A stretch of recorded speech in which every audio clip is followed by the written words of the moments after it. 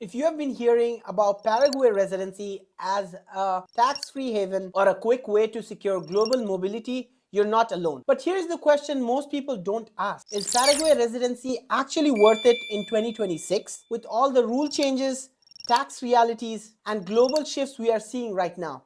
Today, I'm going to give you a clear breakdown as to what has changed, what still works, and what you need to consider to make this move. Question: why it matters? Because residency is more than just a paper. It affects where you can live, how you access banking and global systems, and how you protect your freedom in uncertain times. Paraguay has been on many entrepreneurs' radar because of its simple residency process, low bureaucracy, and territorial tax system, meaning foreign sourced income is generally not taxed there. Unlike many countries, Paraguay residency does not require you to stay there full time. You only need to enter there once every few years to maintain your status. This makes it very attractive for location independent business owners. Now let me break it down into points so that you can understand how you can benefit a Paraguay residency in 2026. Residency process is still accessible. Paraguay offers pathways to temporary as well as permanent residency without mandatory investment, unlike many countries. You typically start with temporary residency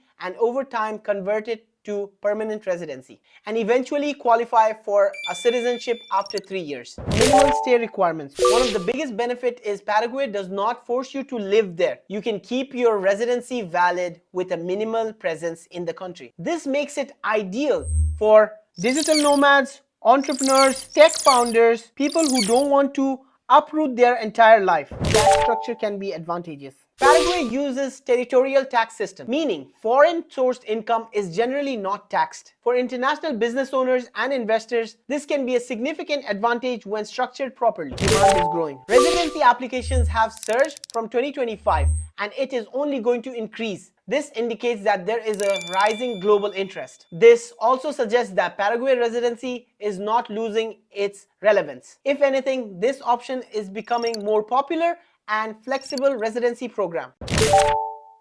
Now let's talk about the most common mistakes people make when considering Paraguay residency. Paraguay's territorial tax system does not tax you on foreign sourced income, but that automatically does not mean you don't pay any taxes in your home country or where you live. Your personal tax residency still matters. As of 2026, there are updated rules and regulations around permanent residency, including how long you have spent outside Paraguay, which affects your status if you're away for very long. This means you need to understand the details and not just the headlines. Residency is also about lifestyle, banking access, legal stability, long-term planning. Some people underestimate culture and infrastructure differences, which can be significant depending on what you expect. So, to summarize this, Paraguay residency is still worth it in 2026 for the right kind of entrepreneur. It offers accessible pathways, minimal stay requirement, a favorable territorial tax system, and growing international interest. But remember, it's not a magic bullet. It requires proper planning, compliance awareness, and alignment with your broader financial and personal goals. If you want to build a strategic plan that shows if Paraguay residency is gonna benefit you, you can book a consultation call with the link which is mentioned below. If you found the video helpful, like this video, subscribe to my channel, make sure to share it with an entrepreneur friend of yours. I will see you in the next video.